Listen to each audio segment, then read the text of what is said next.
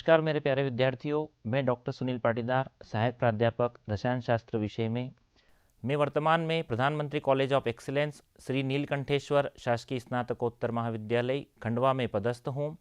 आज के हमारे इस व्याख्यान में वे सभी विद्यार्थी लाभान्वित होंगे जो विज्ञान संकाय से जुड़े हुए हैं, क्योंकि विज्ञान के विद्यार्थियों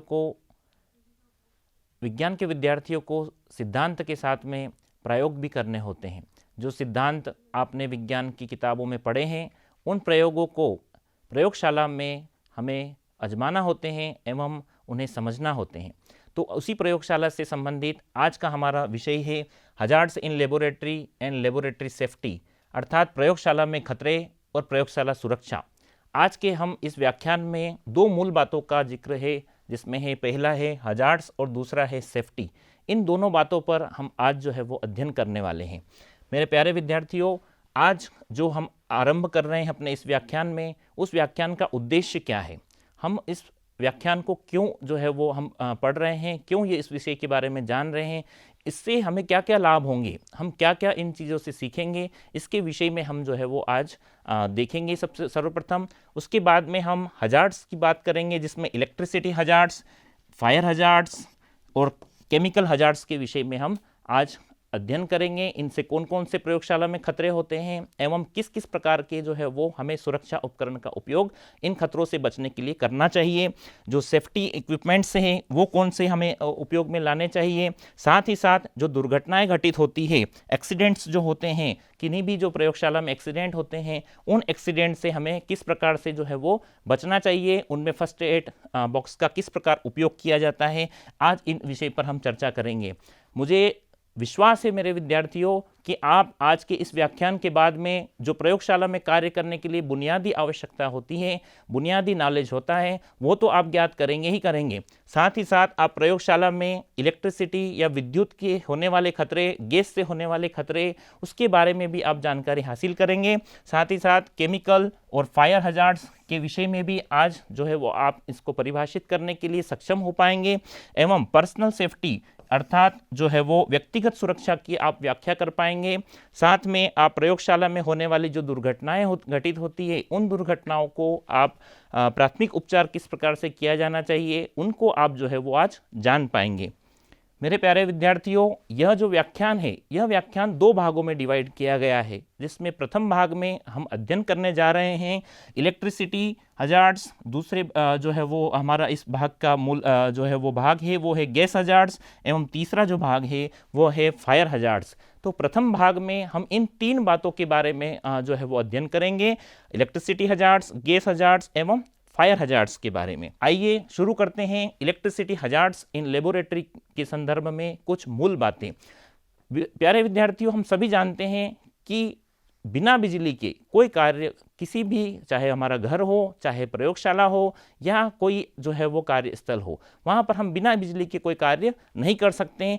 हमें उन जो है वो बिजली की आवश्यकता हमेशा होती है। चाहे जो है वो आप इस व्याख्यान को अगर मान लीजिए आप सुन रहे हैं, तो भी आपको जो है वो बिजली की आवश्यकता पड़ रही है। ये बिजली सुविधा के साथ में हमें कई प्रकार के खतरे भी दे जाती है। तो चूंकि प्रयोगशाला में हम कार्य कर रहे हैं, तो वहाँ पर कौन कौन से खतरे इस बिजली के कारण होते हैं, आइए उस बारे में हम जो है वो चर्चा करते हैं। तो जो मूल प्रयोगशाला में जो बिजली से होने वाले खतरे हैं, उसमें है इलेक्ट्रिक शॉक, बिजली से झटका लगना। बिजली से झटका तब लगता है जब कोई वायर खुला छूट गया हो, या हम अचानक उस जो है वायर को हम पकड़ लेते हैं, या कोई ऐसा इंस्ट्रूमेंट है जिसमें जो है वो विद्युत धारा प्रभावित हो रही है और उस विद्युत धारा के कारण हम वो इंस्ट्रूमेंट को हम जो है वो छू लिए हैं, तो वहाँ पर हमें जो है वो बिजली का झटका लगने का या इलेक्ट्रिक शॉक लगने का खतरा बना रहता है। मेरे प्यारे विद्यार्थियों, अधिक गर्मी और आग के कारण भी जो है वो उपकरणों को नुकसान हो सकता है। अगर मान लीजिए हीटिंग हो रहा है वहाँ पर किसी इंस्ट्रूमेंट में, तो उस इंस्ट्रूमेंट में जो है वो हीटिंग के कारण आग लग सकती है और वहाँ पर प्रयोगशाला में दुर्घटना घटित हो सकती है। शॉर्ट सर्किट लग सकते हैं और जो हमारे बहुमूल्य उपकरण हैं, उन उपकरण में जो है वो उन उपकरणों की क्षति हो सकती है।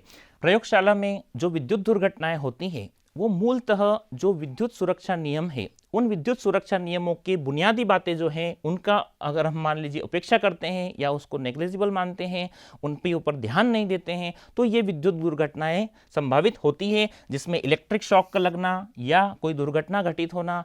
वो दुर्घटना कई कारणों के कारण घटित होती है, जैसे गलत तरीके से अगर हमने मान लीजिए वायर लगाया है तो दुर्घटना घटित हो सकती है। यदि मान लीजिए फ्यूज का गलत चयन किया है तो भी विद्युत दुर्घटना घटित हो सकती है। यदि मान लीजिए गलत रेटिंग टायर का हमने उपयोग किया है तो विद्युत दुर्घटना घटित हो सकती है। अच्छे इंसुलेशन तकनीक का अगर हमने उपयोग नहीं किया है किसी भी लैब के इंस्ट्रूमेंट को जोड़ने के लिए, तब भी विद्युत दुर्घटना घटित हो सकती है। अगर मान लीजिए हमने अचानक किसी जो है खुले तार को छू लिया है या प्रॉपर अर्थिंग नहीं करी है किसी बिल्डिंग के अंदर, किसी प्रयोगशाला की जो उपकरण है वो उपकरण में जो है वो विद्युत दुर्घटना का कारण उसमें बन सकता है। मेरे प्यारे विद्यार्थियों, तार को ठीक से हमें लगाना चाहिए।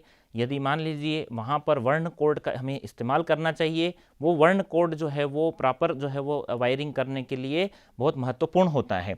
साथ ही साथ हमें ध्यान रखना चाहिए कि कोई तार जो है वो खुला तो नहीं छूटा हुआ है। यदि हमने किसी जो है एक्सटेंशन का यूज़ किया है तो उस एक्सटेंशन को प्रॉपरली जो है वो हमें उस एक्सटेंशन को लगाना चाहिए, वहाँ पर केबल को सही तरीके से जो है वो जोड़ना चाहिए ताकि कोई स्पार्किंग ना हो, उस स्पार्किंग के कारण कोई विद्युत दुर्घटना घटित ना हो, कोई अंदर जो है वो लेबोरेटरी के अंदर कोई घटना घटित ना हो पाए। इसलिए इस प्रकार के जो है वो खुले तारों का हमें इस्तेमाल कभी नहीं करना चाहिए, हमें उन्हें ठीक से जोड़ना जो है वो चाहिए। साथ में जो फ्यूज़ है, फ्यूज़ एक प्रकार का सेफ्टी डिवाइस होता है जो हमारे प्रयोगशाला के अंदर जो उपकरण रखे हुए हैं उन उपकरणों को जो है वो सुरक्षा प्रदान करता है। जो हमारे भवन है उस भवन के अंदर जो डिवाइस लगी हुई है उन डिवाइस को मेन विद्युत धारा से जो जोड़ता है, बीच में एक कटआउट के अंदर जो है वो पतला वायर लगा हुआ रहता है। यह पतला वायर जो है वो एक अगर ओवर करंट अगर सप्लाई होता है, किसी कारण से लोड फ्लक्चुएशन होता है, तो वहाँ पर ये पतला तार जो है वो पिघल करके और उस विद्युत प्रवाह को, उस विद्युत धारा को कट आउट कर देता है, अर्थात रोक देता है, जिसके कारण हमारे जो महत्वपूर्ण जो उपकरण है वो उपकरण सुरक्षित रहते हैं, उनमें किसी प्रकार की जो है वो बाधा उत्पन्न नहीं होती है। सही फ्यूज का चयन हमें इसके लिए करना चाहिए। जो रेटेड जो उपकरण है या जो रेटेड करंट का उपकरण है उस के अनुसार हमें जो है वो फ्यूज का चयन करना चाहिए ताकि जो है वो कोई शॉर्ट सर्किट न लगे। हमें हमेशा जो है वो फ्लेक्स अच्छी क्वालिटी का यूज़ करना चाहिए। फ्लेक्स अर्थात जो पोर्टेबल अप्लायंसेस हैं उन पोर्टेबल अप्लायंसेस को जोड़ने के लिए एक तरह का मुख्य तार होता है जिसे डक्टाइल मेन वायर के रूप में जाना जाता है। यह फ्लेक्स जो है वो एक्सटेंशन लीड्स जो होती है, इस एक्सटेंशन लीड्स को अच्छी क्वालिटी की लीड्स या अच्छी क्वालिटी के एक्सटेंशंस हमें फ्लेक्स यूज़ करना चाहिए ताकि जो है वो किसी भी प्रकार के विद्युत दुर्घटनाएं घटित न हो। यह जो है वो उसका सही चयन करने के लिए हमें ध्यान रखना चाहिए कि एक प्रॉपर रेटिंग का वायर उपयोग में आ रहा हो, उसकी इंसुलेशन या क्षमता या गुणवत्ता उसकी अच्छी होना चाहिए, साथ में वो जो है वो लचीला या टिकाऊ जो है वो फ्लेक्स उपस्थित हो। यह इस प्रकार की जो है वो हमें अगर हम ध्यान रखते हैं फ्लेक्स के चयन में तो विद्युत दुर्घटनाएं घटित होने से हम बच सकते हैं। साथ ही साथ जो अर्थिंग है, ग्राउंड की अर्थिंग या ग्राउंडिंग जिसे हम कहते हैं, यह अर्थिंग या ग्राउंडिंग प्रॉपर होना चाहिए। यह अर्थिंग जो है वो अगर दोषपूर्ण होती है तो हमारे जो बिजली के उपकरण हैं, जो हमारी प्रयोगशालाओं में उपकरण लगे हुए हैं, उनमें जो है वो फॉल्ट आ सकता है। इसलिए ध्यान रखें कि जो बिजली के उपकरण हैं उनका उचित रूप से अर्थिंग होना आवश्यक है। यह हमें शॉर्ट सर्किट से बचाता है।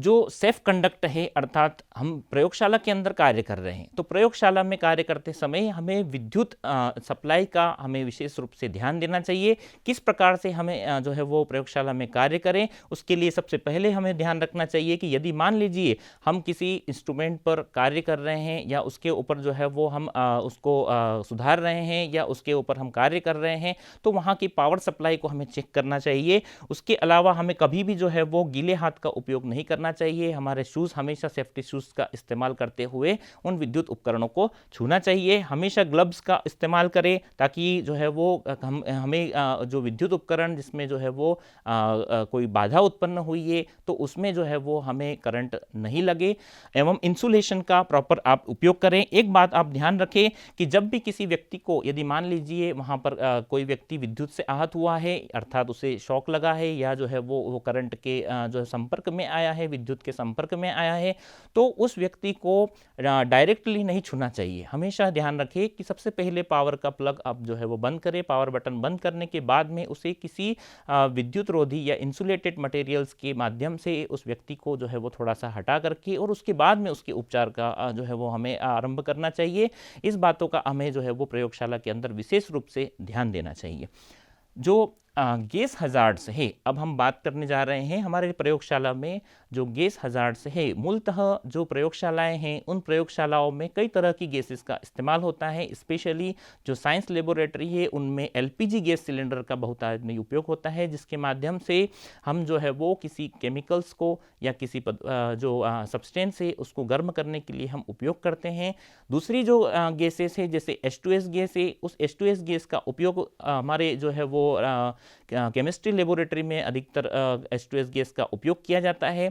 ये इस प्रकार की जो गैसेस हैं उनसे भी हमारे यहाँ पर जो है वो प्रयोगशाला में दुर्घटनाएं घटित हो सकती है, जैसे विस्फोट का होना, फायर या आग का लग जाना, पॉइजनिंग हो जाना या जो है वो कहीं ना कहीं दम घुटने जैसी घटनाएं प्रयोगशाला में घटित हो सकती है। इन घटनाओं से बचने के लिए हमें ध्यान रखना चाहिए कि यदि मान लीजिए हम एलपीजी गैस का उपयोग कर रहे हैं किसी भी जो है वो प्रयोगशाला में या चाहे घरों में, तो हमें सबसे पहली बात जो है वो ध्यान रखना चाहिए कि जो केबल है उसका वो केबल जो है वो अनुमानित जो है वो ISI मार्ग का हो, BSI मार्ग का हो या किसी स्टैंडर्ड केबल का ही इस्तेमाल करना चाहिए। लोकल केबल को हमें उस सिलेंडर के माध्यम से यूज़ नहीं करना चाहिए।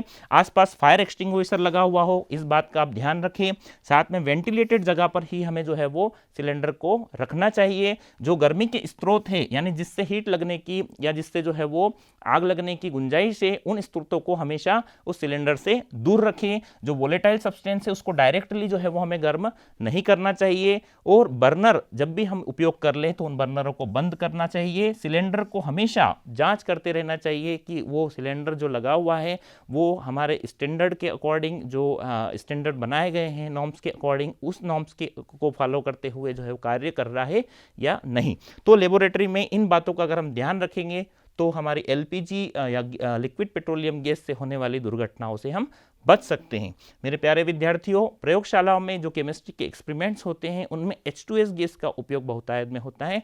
उस H2S गैस का जो प्रथम साइड इफेक्ट है वो ये है कि यह जो है वो इनहेल हो जाता है या आंखों के अंदर जो है वो पहुंच जाता है किसी दुर्घटना के कारण, तो वहाँ पर जो है हमें स्वास्थ्य संबंधी जो है वो समस्या का सामना करना पड़ता है। इसके बचाव के लिए हमें ध्यान रखना चाहिए कि जैसे ही लीकेज होता है, लीकेज जब H2S का होता है तो हमें पता है कि वहाँ पर जो है वो सड़े अंडे के समान की उसकी बदबू आती है। यदि हमें उसे टेस्ट करना है कि जो हमारा केन है या जो उपकरण है उससे H2S गैस का रिसाव हो रहा है, तो हमें एक जो है लेड एसीटेट का पत्र, लेड एसीटेट की पट्टी अगर मान लीजिए हम उसके पास में ले जाते हैं तो वो पट्टी हमें पता है कि वो काली हो जाती है। तो इससे ये हम जो है वो सिद्ध कर सकते हैं कि वहाँ पर जो है वो H2S गैस का रिसाव हुआ है और तत्काल उस जो जिससे रिसाव हो रहा है उसे हमें जो है वो एक सुरक्षित स्थान पर शिफ्ट करना चाहिए। हमेशा ध्यान रखें कि जब हम सुरक्षित स्थान पर शिफ्ट कर रहे हैं तो वहाँ पर वातावरण खुला हो एवं जो लोग वहाँ पर खड़े हैं उन्हें हम जो है वो दूर कर दें। उस जो इंस्ट्रूमेंट से जहाँ पर जिससे गैस लीक हुई है उस गैस के लीक होने को जो है वो हमेशा जो है वो वाटर के माध्यम से या जिसे हम कहते हैं वाटर कॉलम के अंदर प्रविष्ट करके हम उसको जो है वो रोक सकते हैं। हमेशा ध्यान रखें कि जो वॉल्व है उस वॉल्व को हमें कस करके रखना है। जो सामान्य जो है वो गैस के लिए सेफ्टी प्रोसीजर्स हैं वो इस प्रकार हैं कि जब भी गैस लीक होती है तब तुरंत स्थान को खाली कर दें। वहाँ पर हमें खड़े रहने की आवश्यकता नहीं है। जो हानिकारक गैसेज हैं उनका पता लगाने के लिए प्रयोगशालाओं में डिटेक्टर होना आवश्यक है।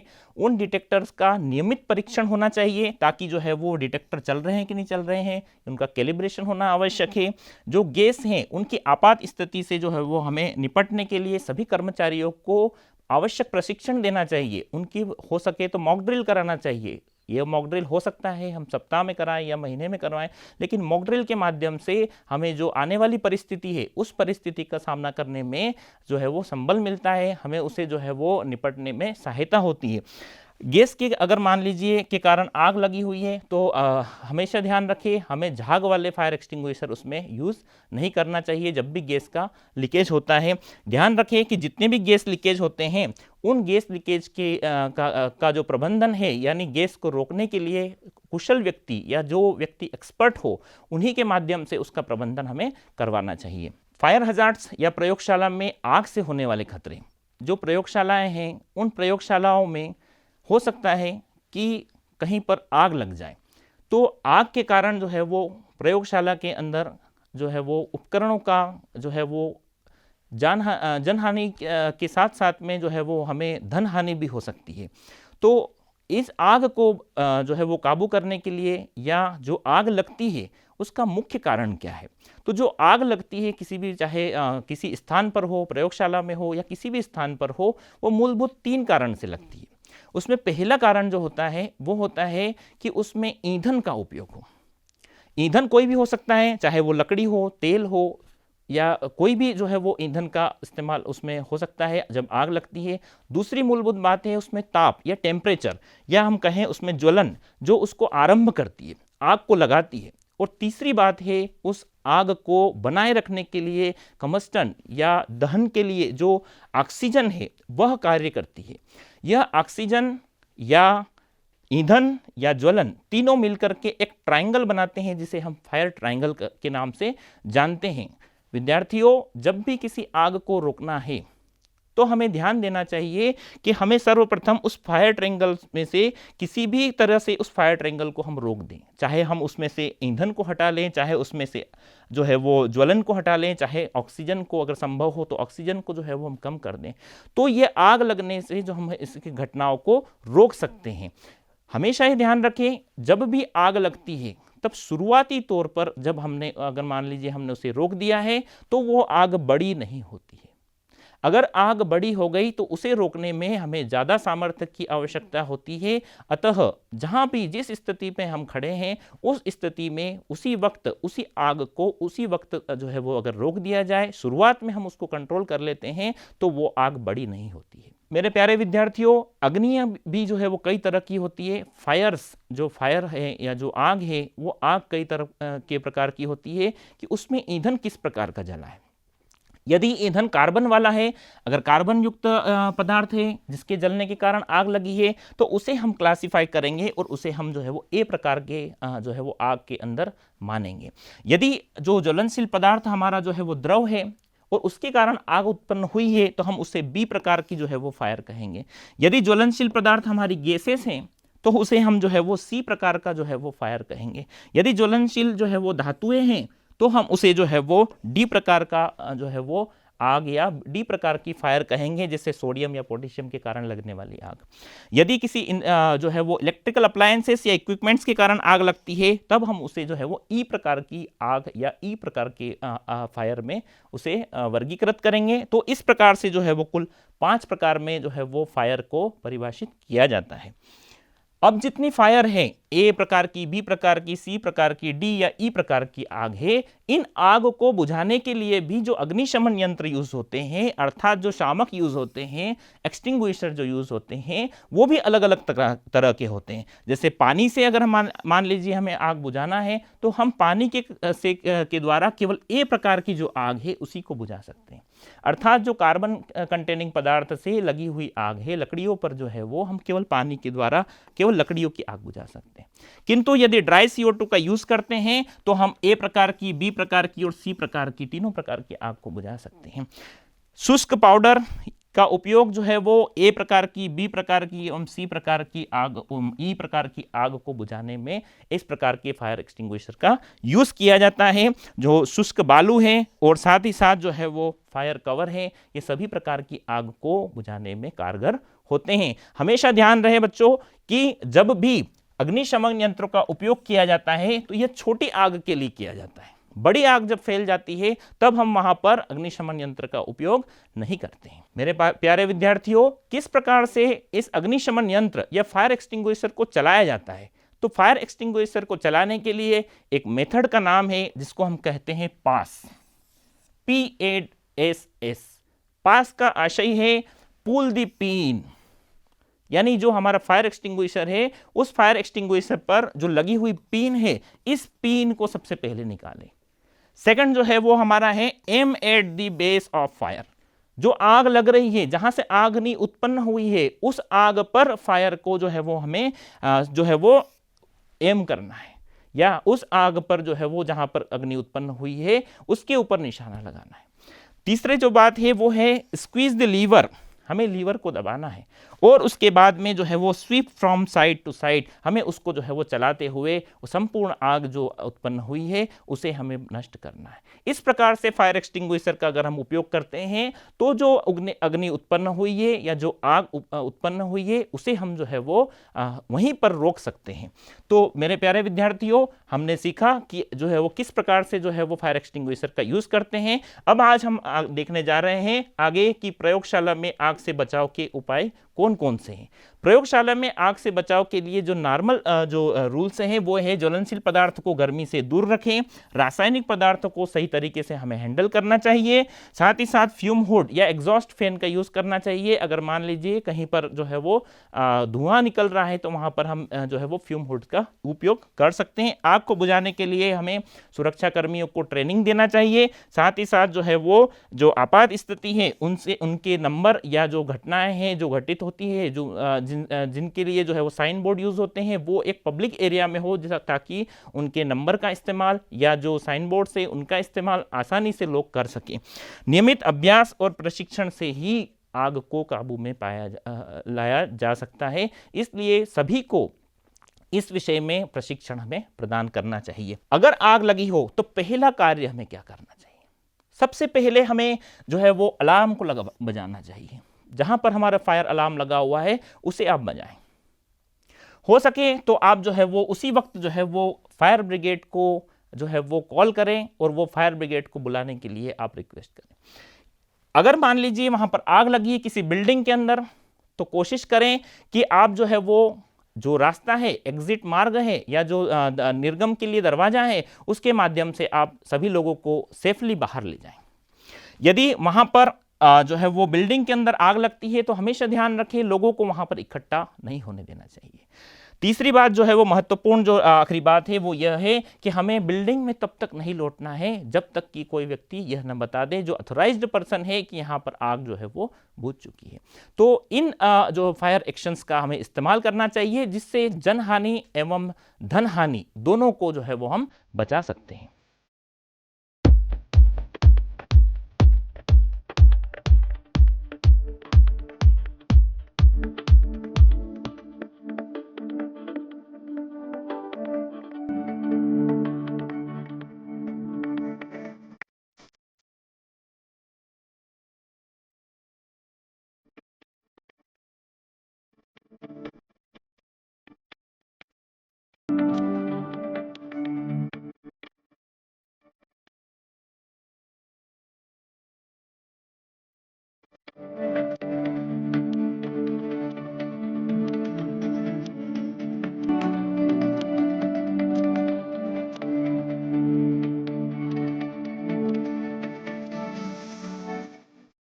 प्यारे विद्यार्थियों, आइए जो हमने अध्ययन किया है अब उस अध्ययन को हम परखते हैं क्वेश्चन एवं आंसर्स के माध्यम से। जो हमारा पहला प्रश्न है वो है, माना एक सुबह प्रयोगशाला में प्रवेश करने पर आपको गैस की हल्की सी गंध महसूस होती है।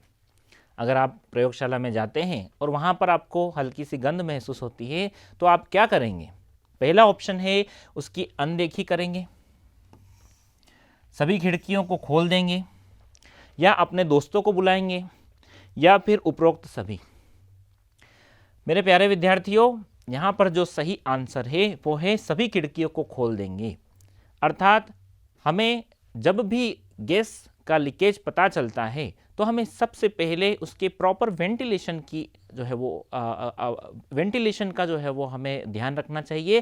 प्रॉपर वेंटिलेशन की जो है वो हमें सुविधा उपलब्ध कराना चाहिए, इसलिए यहाँ पर हमें जो है वो खिड़कियों को खोल देना चाहिए।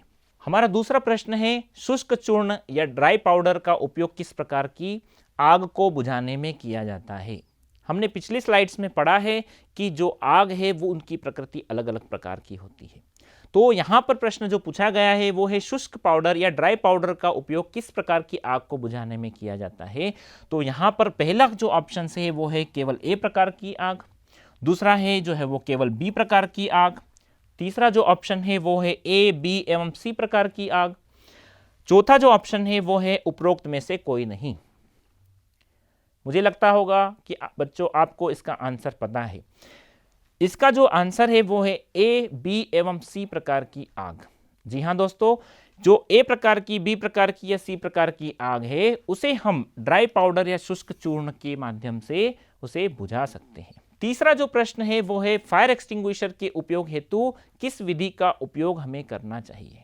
जब भी फायर एक्सटिंग्विशर को हम चलाएं तो किस विधि के द्वारा जो है वो फायर एक्सटिंग्विशर का इस्तेमाल किया जाता है।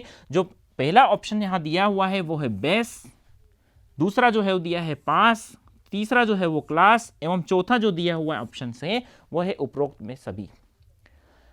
मुझे लगता है आपको ये इस प्रश्न का आंसर आता होगा। यह जो है वो प्रश्न पूछा गया है कि आग किस प्रकार से फायर एक्सटिंग्विशर से किस विधि से बुझाया जाती है। तो हमें पता है, हमने पढ़ा है कि पास मेथड का उपयोग करके हम जो है वो आग को फायर एक्सटिंग्विशर के माध्यम से बुझा सकते हैं। आइए विद्यार्थियों, आज के इस व्याख्यान के द्वितीय भाग पार्ट बी के बारे में हम जो है वो अध्ययन करेंगे। पार्ट बी के अंदर जो हम अध्ययन करने वाले हैं उसमें फायर हजार्ड्स, पर्सनल सेफ्टी एवं accidents and first aid kit का इस्तेमाल किस प्रकार से किया जाता है, इसके बारे में हम चर्चा करने जा रहे हैं। मेरे प्यारे विद्यार्थियों, जो केमिकल्स हैं, रासायनिक हजार्ड्स या केमिकल हजार्ड्स के विषय में हम बात करने वाले हैं। तो मैं आपको एक बात बता दूं कि ऑल केमिकल्स आर हजार्डस, क्योंकि इनकी कंसंट्रेशन मैटर करती है, कितने कंसंट्रेशंस का केमिकल जो है वो यूज़ हो रहा है। हमें इन केमिकल्स की जानकारी जब तक ना हो, किसी भी रासायनिक पदार्थ की जब तक जानकारी ना हो, तब तक उसे हमें जो है वो टॉक्सिक या फ्लेमेबल ही मानना चाहिए। उन केमिकल्स को सावधानी बरतना चाहिए जब तक हमें उस केमिकल्स की या रसायन के बारे में पूर्ण रूप से जानकारी उपलब्ध न हो। उस केमिकल या रसायन की जानकारी प्राप्त करने के लिए हमें आवश्यक रूप से मटेरियल सेफ्टी डेटा शीट यानी MSDS का अध्ययन करना चाहिए।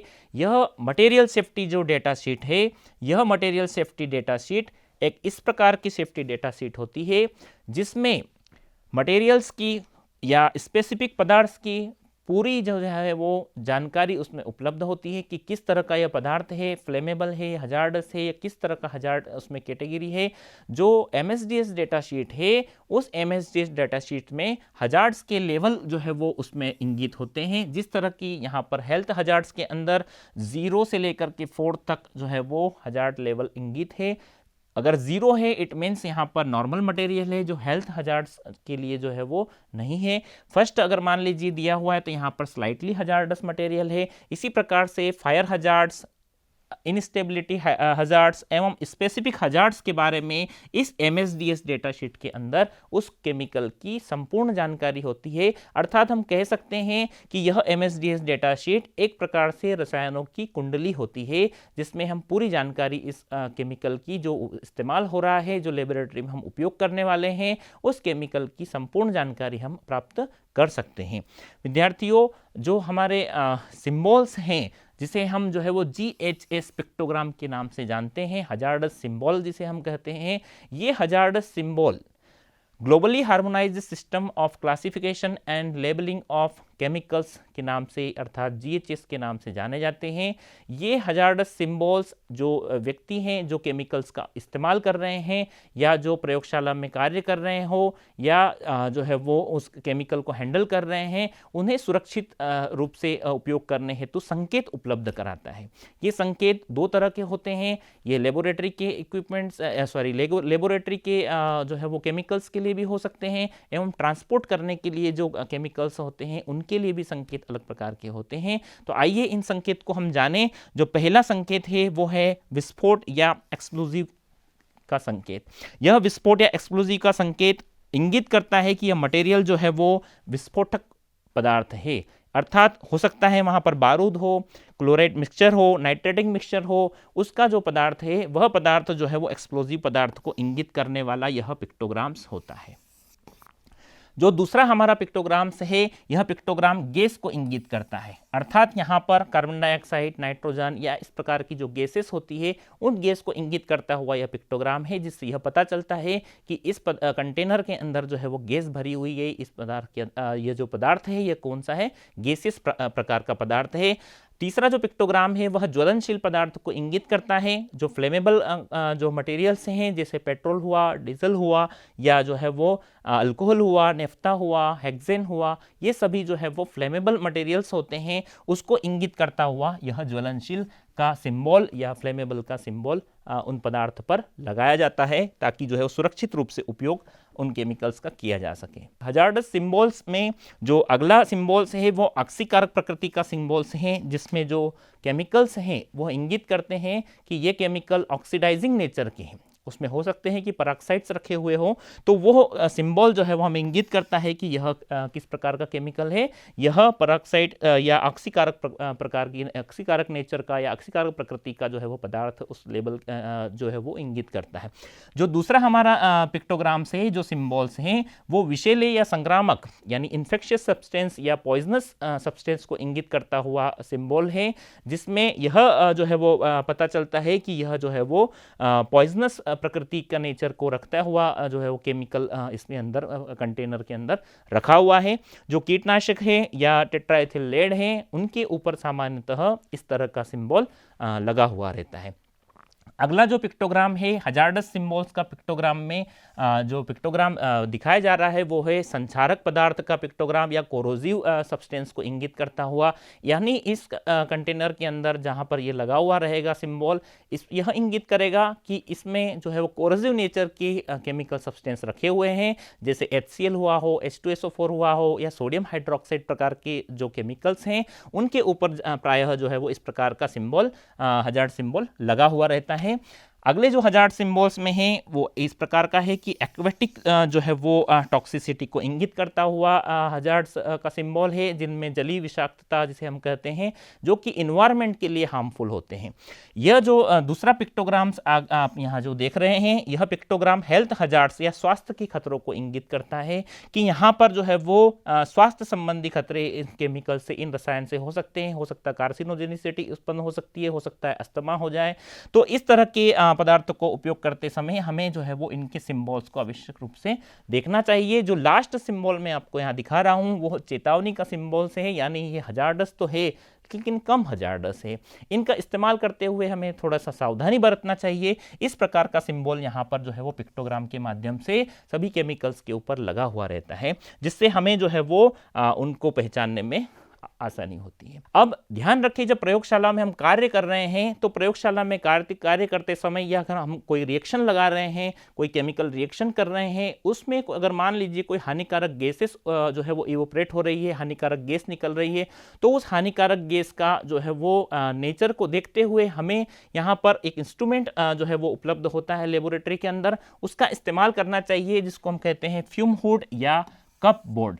इसको जो है वो फ्यूम कपबोर्ड या फ्यूम हुड का इस्तेमाल हम इसलिए करते हैं ताकि जो है वो नेगेटिव प्रेशर बने, और नेगेटिव प्रेशर बनने के कारण जो गैसेस, जो जहरीली गैसेस हैं, वो जहरीली गैसेस एक तरह से जो है वो वेंटिलेट हो जाए, बाहर जो है वो चली जाएं, और वो एग्जॉस्ट की तरह यह जो है वो कपबोर्ड या फ्यूम हुड कार्य करता है।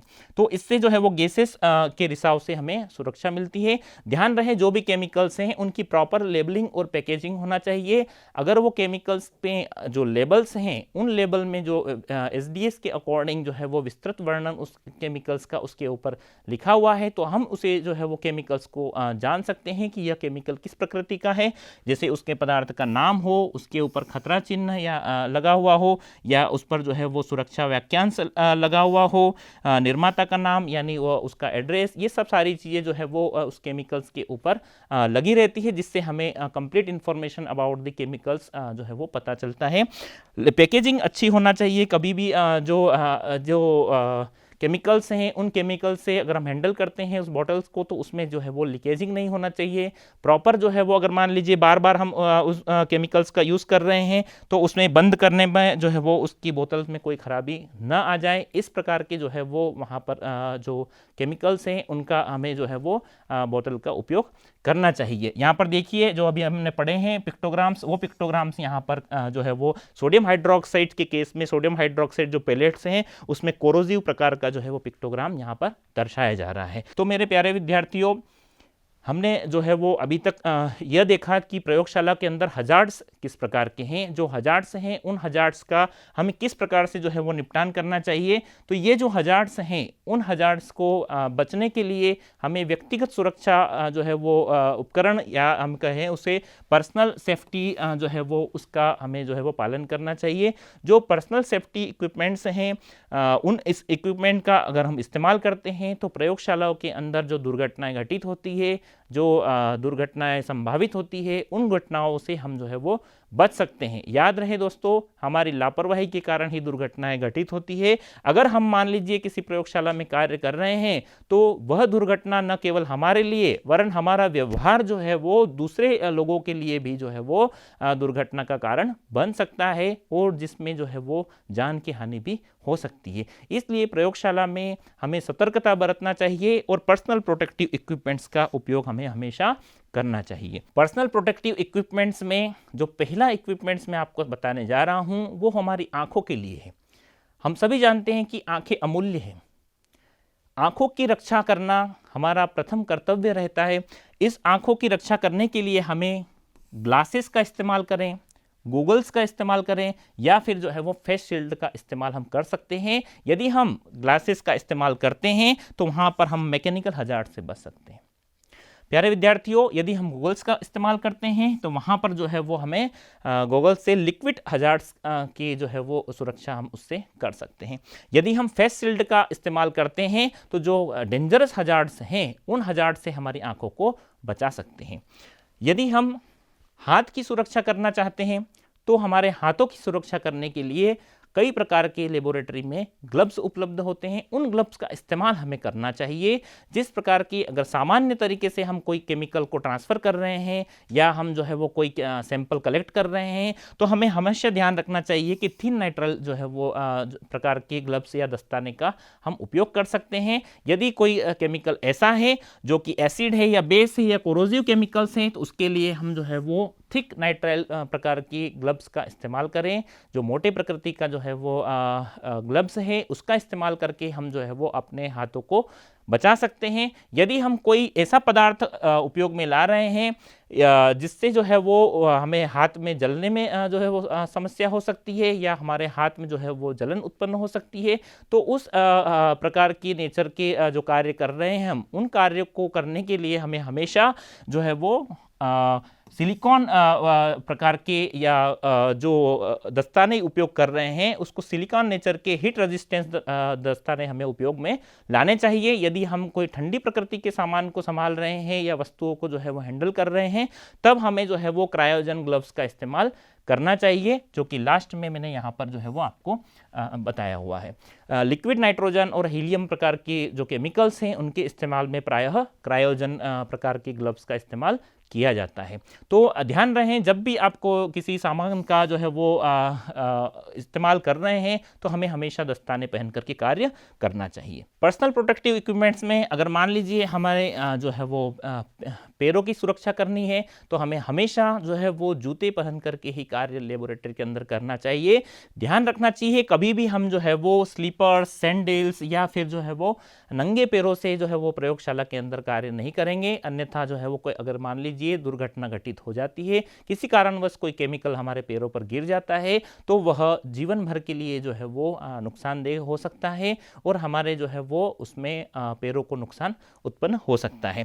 बॉडी के लिए, शरीर के लिए हमें हमेशा जो है वो प्रयोगशालाओं के अंदर एप्रॉन या लैब कोट का इस्तेमाल करना चाहिए। ध्यान रहे ये जो एप्रॉन या लैब कोट का हम इस्तेमाल कर रहे हैं ये फुल आस्तीन की जो है वो लैब कोट हो, ताकि जो है वो हमें जो केमिकल्स हैं या जो हम कार्य कर रहे हैं उन कार्य करने के दौरान कोई दुर्घटना अगर मान लीजिए घटित होती है तो उन्हें पूर्ण रूप से जो है वो हम उनसे सुरक्षित रह सकें या बच सकें। यहाँ पर पर्सनल प्रोटेक्टिव इक्विपमेंट्स के बाद में मैं आपसे चर्चा करने जा रहा हूँ विद्यार्थियों एक ऐसे जो है वो बात की कि जो केमिकल्स हैं उन केमिकल्स को हम डिस्पोज ऑफ कैसे करें। जो अनयूज्ड मटेरियल है अगर मान लीजिए हम डिस्पोजल करते हैं तो प्रकृति के अंदर कई प्रकार की हानि उत्पन्न हो सकती है। तो हमें हमेशा जब भी केमिकल का डिस्पोज ऑफ करना हो तो हमें सुरक्षा मानकों के साथ में और जो पर्यावरण के नियम है उन नियमों को पालन करते हुए उस रसायन को जो है वो डिस्पोज ऑफ करना चाहिए। यदि उनकी प्रकृति ऐसी है कि वो घातक नहीं है तो हम उस जो है वो प्रचुर मात्रा में पानी के साथ में उसे हम जो है वो बहा सकते हैं, लेकिन ध्यान रहे ये घातक नहीं होना चाहिए किसी भी प्रकार से पर्यावरण के लिए भी और हमारे लिए भी। यदि हम फ्यूम्स हैं तो वहाँ पर हम वेंटिलेशन को उपलब्ध करा सकते हैं ताकि फ्यूम्स बाहर हो जाएं। यदि मान लीजिए इवोपरेटिव मटेरियल्स हैं तो उसे स्थानांतरित करके और हम प्रयास करें कि उसको जो है वो इवोपरेट करवा लें। अगर मान लीजिए उसका इमल्सिफिकेशन किया जा सकता है तो उस मटेरियल को हम इमल्सिफाई भी कर सकते हैं और उसका डिस्पोज ऑफ किया जा सकता है। हम उसकी प्रकृति को बदलकर जो रसायन है जो केमिकल्स हैं उस केमिकल के नेचर को बदल करके भी जो केमिकल है उनका डिस्पोजल हम कर सकते हैं, उन्हें जो है वो नष्ट या उसका निपटान हम कर सकते हैं। इस बात का विशेष रूप से प्रयोगशाला में ध्यान रखें। जो जितने भी कर्मचारी हैं चाहे विद्यार्थी हो चाहे कर्मचारी हो जो प्रयोगशाला में कार्य करते हैं और उन्हें जो है वो आदर्श आचार संहिता या आदर्श आचरण का जो है वो हमें हमेशा पालन करना चाहिए। ये आदर्श आचरण या कोड ऑफ बिहेवियर जो है वो किस तरह का होना चाहिए, चाहे हमारे लेबोरेटरी का स्टाफ हो या चाहे हमारे जो विद्यार्थी है उनमें हमेशा जो है वो सतर्कता होना चाहिए कि हम हमेशा जो है वो प्रोटेक्टिव क्लॉथ्स पहने, जो हमारे कपड़े हैं वो इस तरह के हो जो हमारी सुरक्षा करें। हमें पर्सनल प्रोटेक्टिव इक्विपमेंट के साथ में प्रयोगशाला के अंदर हमेशा ध्यान रखें कि खाने पीने की चीज़ों को जो है वो हमें प्रयोगशाला में नहीं ले जाना चाहिए। दूसरी बात ध्यान रखना चाहिए कि वहाँ पर जो टेलीफोन नंबर लिखे हुए हैं या फर्स्ट एड किट रखी हुई है, फर्स्ट एड किट हमेशा जो है वो बाहर रखें ताकि उसका इस्तेमाल किया जा सके। जो अग्निशमन यंत्र है वो कहाँ लगे हुए हैं, और साथ में प्रयोगशाला में ये बात एक विशेष तौर पर ध्यान रखनी चाहिए कि उसका एग्जिट द्वार कहाँ पर है। यदि मान लीजिए कोई दुर्घटना घटित होती है, मान लीजिए कि आग ही लग गई, तो वहाँ पर हमें जो है वो उस वक्त उसमें प्रयोगशाला से बाहर निकलने में मदद मिलती है। तो इन सभी बातों की जानकारी हमारे पास में उपलब्ध होना चाहिए। प्रयोगशाला में जो है वो हमें कभी भी भाग दौड़ नहीं करना चाहिए। प्रयोगशाला में अगर हम भाग दौड़ करते हैं तो वहाँ पर केमिकल का बिखराव हो सकता है जिससे दुर्घटना घटित हो सकती है। साथ में हम जो है वो विशेष रूप से ध्यान रखना चाहिए कि हम जो है वो मोबाइल फ़ोन पर बात करते हुए किसी एक्सपेरिमेंट को तो नहीं कर रहे हैं, नहीं तो दुर्घटना घटित होने में देर नहीं लगती है। हमेशा ध्यान रखें कि अपने बालों को, जो है लंबे बाल हैं, टाई है, ढीले आभूषण का इस्तेमाल प्रयोगशाला में वर्जित होता है। प्रयोगशाला में इस प्रकार के जो है वो इस्तेमाल नहीं करना चाहिए। स्पेशली जो गर्ल्स हैं उन गर्ल्स को ध्यान रखना चाहिए कि अपने खुले बाल न रखें, हो सके तो उनका जो है वो जूड़ा बना करके रखें ताकि जो है वो कोई दुर्घटना घटित न हो। यदि हम किसी पदार्थ का या किसी केमिकल का उपयोग कर रहे हैं, किसी प्रयोगशाला में किसी केमिकल के माध्यम से कोई प्रयोग करने जा रहे हैं, तो सबसे पहले उस केमिकल को जानें। बिना जानकारी के केमिकल का इस्तेमाल हमें नहीं करना चाहिए। हमेशा ध्यान रखें कि जो कंसंट्रेटेड एसिड है या सांद्र अम्ल है, यदि हम उसे डाइल्यूट करते हैं तो हमें उसमें पानी के अंदर धीरे धीरे जो है वो मिलाना चाहिए और साथ में जो है वो उस अम्ल को हिलाते रहें ताकि जो ऊष्मा उत्सर्जित हो रही है वो कम हो सके। कभी भी जो है वो हमें ध्यान रखना चाहिए कि कभी भी सांद्र अम्ल में सीधे जो है वो जल नहीं डालना चाहिए, अन्यथा दुर्घटना घटित हो सकती है।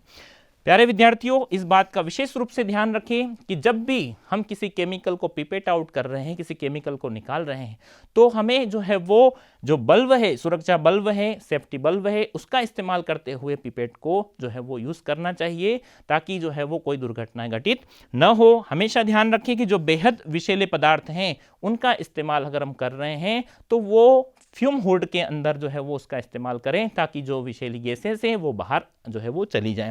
ज्वलनशील पदार्थ अगर मान लो यूज़ हो रहा है तो ध्यान रखें कि आसपास जो है बर्नर तो नहीं जल रहे हैं, कहीं पर आग का इस्तेमाल तो नहीं किया जा रहा है, और हम वहाँ पर जो है वो फ्लेमेबल मटेरियल का अगर हम इस्तेमाल कर रहे हैं तो इस बात का विशेष रूप से ध्यान रखना चाहिए। प्रयोगशाला में अगर हम बाहर का हो रहे हैं, प्रयोगशाला से बाहर जा रहे हैं, तो हमें हाथ को धो करके ही हमें उसे जो है वो बाहर निकलना चाहिए।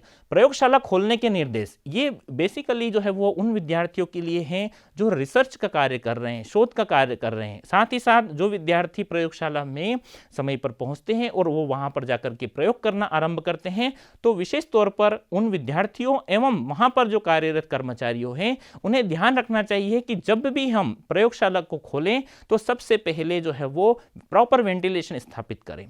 सीधे उसके अंदर जो है वो प्रयोगशाला में जाकर के हमें बैठना नहीं चाहिए, वहाँ कार्य नहीं करना चाहिए। थोड़ा सा उसमें जो है वो प्रॉपर वेंटिलेशन बनाएं, और वहाँ पर जो है वो दरवाज़ा खोलने के बाद जब वेंटिलेशन बन जाए, लाइट हम ऑन कर दें, और वहाँ पर जो है वो एक नेचुरल इन्वायरमेंट जब जनरेट हो जाए तब हमें प्रयोग कार्य करना आरंभ करना चाहिए। उससे पहले ये देख लें कि यदि हमने मान लीजिए एक दिन पहले या रात में कोई एक्सपेरिमेंट हमने किसी इंस्ट्रूमेंट पर लगाया हुआ है, हमने उसको छोड़ा हुआ है, तो क्या वो उसकी अवस्था क्या है, वो चल रहा है या बंद हो गया है, उसे चेक कर लें। दिन भर की जो कार्य हम करने वाले हैं, जो प्रयोग करने वाले हैं, उसके लिए प्रॉपर पानी बिजली की व्यवस्था उपलब्ध है कि नहीं, गैस सिलेंडर भरा हुआ है कि नहीं है, इस बात का हमें पुख्ता जो है वो संतुष्टि होने के बाद में हम जो है वो प्रयोग आरंभ करना चाहिए। दिन भर की प्लानिंग कर ले कि हमें किस तरह के जो है वो कार्य आज करने हैं, उसके बाद में हम प्रयोगशाला में अगर प्रयोग करने जाएंगे तो हमें सफलता अवश्य मिलेगी।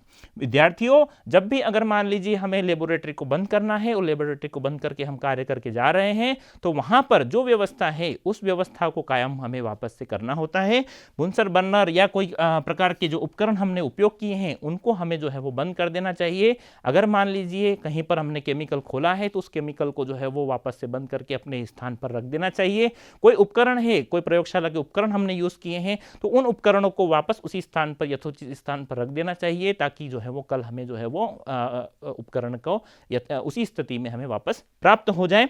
जो अगर मान लीजिए कोई केमिकल बिखरे हुए हैं तो उस फर्श को साफ कर लें, और साफ करने के बाद में उसके जो है वो लेबोरेटरी को रखना चाहिए। बाहर जब भी जाएं आप हमेशा ध्यान रखें कि हमारे हाथ धुले हुए होना चाहिए। प्रयोगशाला में कई बार ऐसी स्थिति आती है कि जब हमें किसी केमिकल या किसी पदार्थ को जो है वो एक स्थान से दूसरे स्थान पर जो है वो शिफ्ट करना होता है। तो जब भी हम किसी भार या किसी जो है वो भारी वस्तु को हम जब शिफ्ट कर रहे हैं तब हमें मूलतः इन बातों का ध्यान रखें कि जो लोड हैं वो हमारे जो है वो सुरक्षित रूप से हो जाए। ऐसा ना हो कि हम बहुत भारी सामान उठाने के लिए जो है वो तैयार हो गए हैं, तो हम जितना सुरक्षित रूप से लोड उठा सकते हैं सबसे पहले उतने लोड को हम उठाने का प्रयास करें।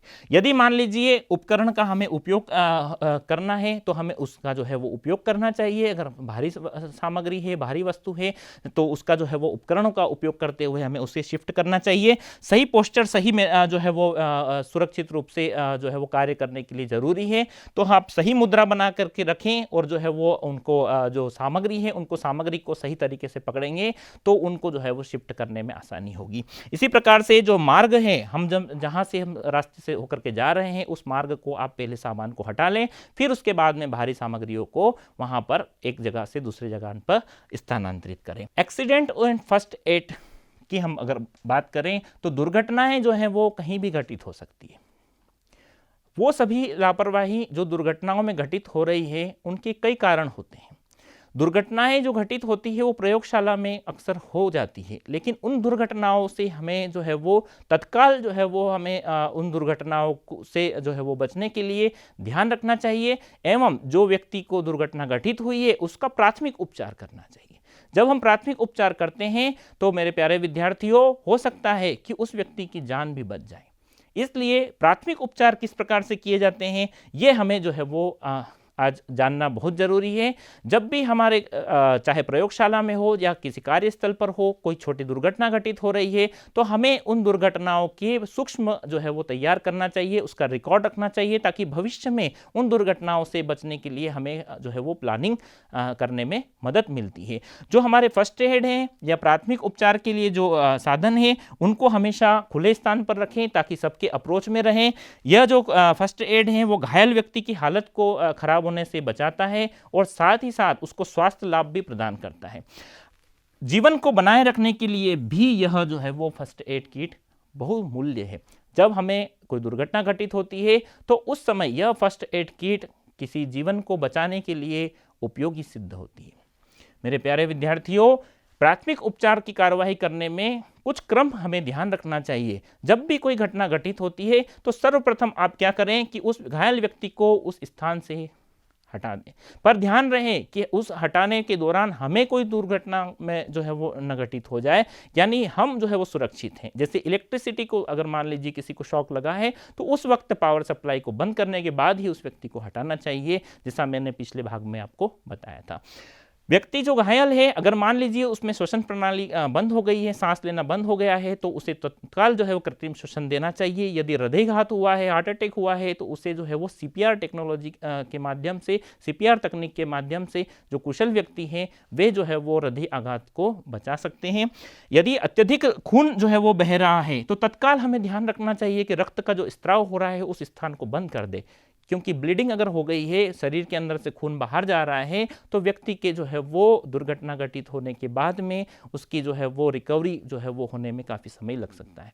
तो जहाँ दुर्घटना घटित हुई है, अगर रक्त स्त्राव हो रहा है तो तत्काल उसे हमें बंद कर देना चाहिए, आघात का उपचार करना चाहिए और जो व्यक्ति जो है जिसका हम उपचार कर रहे हैं उसे कहें कि आप जो है वो थोड़ा सा शांत रहें, आप घबराएं नहीं। इस तरह के जो है वो हमें वाक्यों का उपयोग करते हुए उस घायल व्यक्ति को जो है वो सांत्वना प्रदान करना चाहिए। व्यक्ति को अगर मान लीजिए ज़्यादा दिक्कत है तो उसे तत्काल जो है वो अस्पताल में आप जो है वो रेफर करें, अस्पताल में ले जाने की व्यवस्था करना चाहिए। हमारे जो एक्शन है इलेक्ट्रिसिटी शॉक को लेकर के, अगर मान लीजिए किसी को इलेक्ट्रिक शॉक लगा है तो सबसे पहले आप क्या करेंगे, ध्यान रखें कि व्यक्ति को तब तक न छूना है जब तक कि उसके पावर सप्लाई वहां से बंद न कर दी जाए।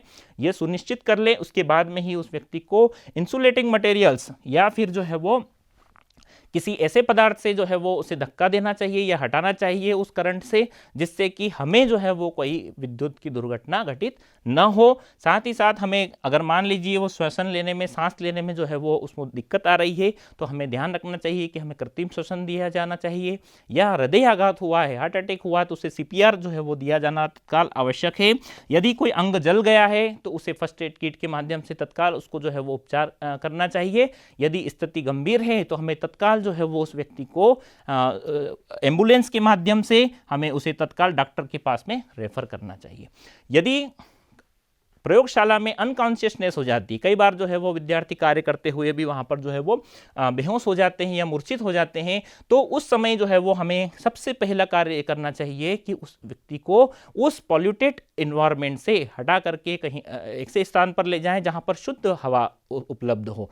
वहाँ शुद्ध हवा के अंदर उसको बिठाने के बाद में खिड़कियाँ दरवाजे वगैरह खोल करके रख दें, एवं साथ ही साथ उसकी जो गर्दन के कपड़े हैं, छाती के कपड़े हैं, उनको हम ढीला कर दें ताकि जो श्वसन की बाधा है वो उसकी दूर हो जाए। कृत्रिम श्वास एवं जो है वो सीपीआर की अगर आवश्यकता हो तो उसे उपलब्ध करवाएं। बेहोश व्यक्ति को कभी भी अकेला नहीं छोड़ना चाहिए और ध्यान रहे अगर मान लीजिए वो उसमें बेहोशी की स्थिति ज़्यादा है, तंत्रिका तंत्र कार्य नहीं कर रहा है, धड़कन नहीं आ रही, तो तत्काल जो है वो उसे डॉक्टर के पास में हमें रेफर करना चाहिए। विद्यार्थियों, अगर मान लीजिए कोई केमिकल से दुर्घटना घटित होती है तो हमें ध्यान रखें कि केमिकल से 3 प्रकार की दुर्घटना 3 कारणों से घटित होती है। पहला है केमिकल शरीर के अंदर चले जाना, दूसरा है इनहेलेशन, सूंघने के कारण जो है वो अंतः श्वसन के अंदर जो है वो कोई केमिकल चला गया है, और तीसरा कारण हो सकता है कि स्किन के द्वारा यदि हमने किस केमिकल को जो है वो हाथ में लिया है या किसी के माध्यम से कांटेक्ट में आए हैं तो उसके कारण जो है वो हमें दुर्घटना घटित वहां पर हो सकती है, एक्सीडेंट हो सकता है। तो उनके निपटान के लिए हमें ध्यान रखना चाहिए। अगर मान लीजिए किसी ने जो है वो केमिकल जो है वो पाचन तंत्र के अंदर चला गया है तो प्रयास करें कि उसको जो है केमिकल को बाहर करें और मुंह के अंदर जो है पानी लेकर के कुल्ला कर लें। अगर मान लीजिए उसने कम मात्रा में लिया है तो उसे अधिक से अधिक पानी पिलाएं, नहीं तो जहां पर जिस वक्त उसने केमिकल जो है वो अंदर लिया है उसी वक्त जो है वो डॉक्टर को रेफर करें, और साथ में उस केमिकल को डॉक्टर को जरूर बताएं कि यह केमिकल जो है वो इस विद्यार्थी के द्वारा या इस व्यक्ति के द्वारा जो है वो लिया गया है। अगर मान मान लीजिए इन्हेलेशन हुआ है तो उसको तुरंत जो है वो जो इन्वायरमेंट है उस साफ सुथरे इन्वायरमेंट में ले जाना चाहिए, जो हवा है वो उसे शुद्ध उपलब्ध कराना चाहिए। साथ ही साथ उसमें जो है वो अगर मान लीजिए श्वसन क्रिया रुक गई है तो हमें जो है वो प्रशिक्षित व्यक्ति के द्वारा उसे श्वसन उपलब्ध कराना चाहिए तुरंत। जो है वो अगर मान लीजिए केमिकल के द्वारा किसी कॉन्टेक्ट में आए हैं तो ध्यान रखें कि जब भी केमिकल अगर कोई संपर्क में आया है तो more water is the solution, अधिक से अधिक पानी को जो है वो उसके ऊपर इस्तेमाल करें और उस केमिकल को तब तक पानी डालते रहें उस जहाँ पर इन्फेक्टेड जो स्थल है तब तक पानी हमें डालते रहना चाहिए जब तक कि वहाँ से केमिकल हट न जाए।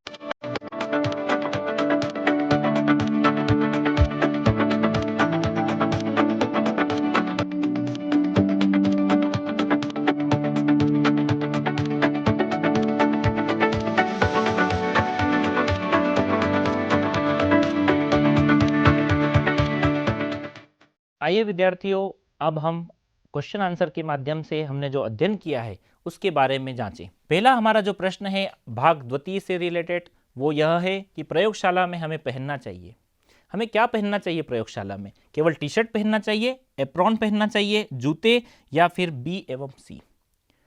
मुझे लगता है विद्यार्थियों आप सभी को इसका आंसर पता है। हमें जो है वो एप्रॉन और जूते हमेशा लेबोरेटरी के अंदर पहन करके रखना चाहिए। जो दूसरा प्रश्न है वो हमारा है अम्ल या क्षार का त्वचा से संपर्क होने पर हमें क्या करना चाहिए? यदि कोई अम्ल या क्षार हमारी त्वचा में लग जाता है तो हमें क्या करना चाहिए? लोशन लगाना चाहिए, उदासीनीकरण करना चाहिए, पानी से धोना चाहिए, या कुछ नहीं करना चाहिए? मुझे लगता है विद्यार्थियों हमने आपको जो है वो बताया है इस भाग के अंदर कि जब भी कोई अम्ल या क्षार लग जाता है तो हमें अधिक से अधिक जल का इस्तेमाल करना चाहिए ताकि वहां पर इन्फेक्शन होने से हम बच जाएं। प्रश्न क्रमांक 3 जो है वो है संक्षारक पदार्थ या कोरोजिव सब्सटेंस के लिए किस प्रकार का हजार्ड सिंबल यूज होता है? मेरे प्यारे विद्यार्थियों हमने हजार्ड सिंबल पढ़े हैं, वहां पर उस भाग में मैंने आपको बताया था कि कोरोजिव प्रकार के जो पदार्थ हैं उनमें कौन से प्रकार का जो है हजार्ड सिंबल यूज होता है। हम जानते हैं कि जो है वो हजार्ड सिंबल चौथे नंबर का इस प्रकार का हजार्ड सिंबल जो है वो कोरोजिव मटेरियल या कोरोजिव सब्सटेंस के लिए उपयोगी होता है। अधिक जानकारी के लिए, आगे और अध्ययन करने के लिए, इस विषय को अपने जीवन में उतारने के लिए आप इन पुस्तकों का उपयोग कर सकते हैं। साथ ही साथ कुछ वेब लिंक्स जो है वो यहाँ पर उपलब्ध हैं, इन वेब लिंक्स के माध्यम से आप अधिक जानकारी इस विषय से संबंधित ले सकते हैं। मेरे प्यारे विद्यार्थियों मैं आशा करता हूँ कि आपने जो भी आज व्याख्यान के अंदर जानकारी प्राप्त की है उसे अपने जीवन में उपयोगी सिद्ध करेंगे एवं प्रयोगशाला में जब भी कार्य करेंगे तब सुरक्षात्मक उपकरणों का सुरक्षा उपकरणों का आप उपयोग करेंगे एवं अपने स्वास्थ्य, अपने जीवन, अपने जो है वो शरीर को स्वस्थ बनाए रखेंगे। इसी आशा के साथ में आज के इस व्याख्यान के लिए जो है वो मैं आपको धन्यवाद देता हूँ।